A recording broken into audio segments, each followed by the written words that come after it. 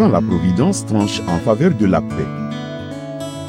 Au terme des 3 jours d'appel aux manifestations, le Togo s'éveille.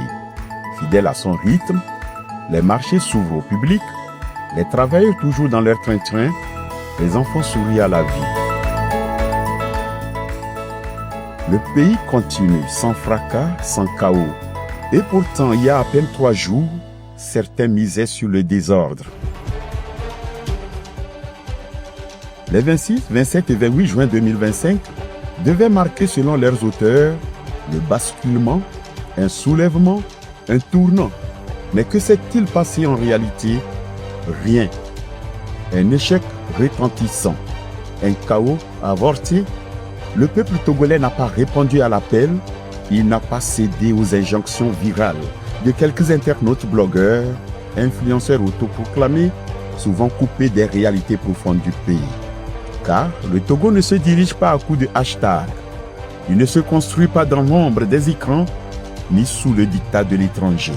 Sous couvert des manifestations pacifiques, certains groupes organisés, téléguidés depuis l'étranger, s'en prennent à la tranquillité de certains quartiers. Ce n'est ni la justice qu'ils cherchent, ni le progrès qu'ils espèrent.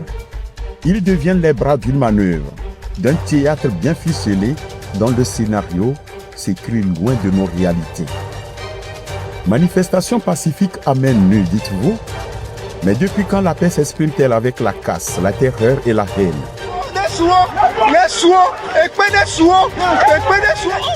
Quelles étaient vos véritables intentions? On le sait maintenant.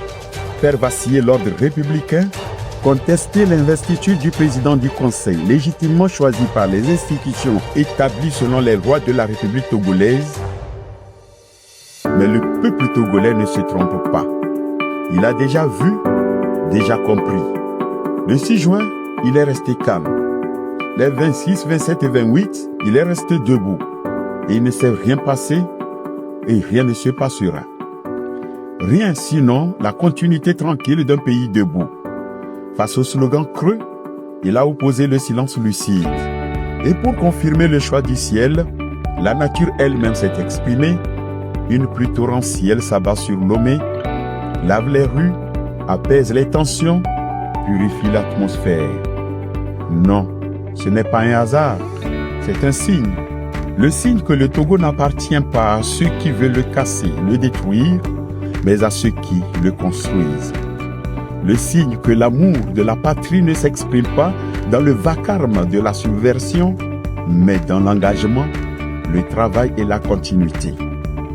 Le signe surtout que derrière le président Faure Issozomna Gnazingbe, leader de paix et de constance, bâtisseur infatigable, nous poursuivons notre marche vers un Togo stable et prospère. Avec lui, le Togo avance, toujours fermement.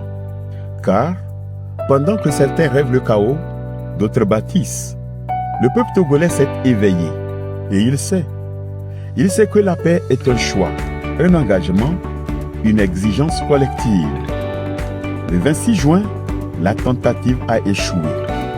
Le 27, le Togo poursuit son chemin et le 28, le Togo continue toujours sa marche vers le progrès et rien ne se passera.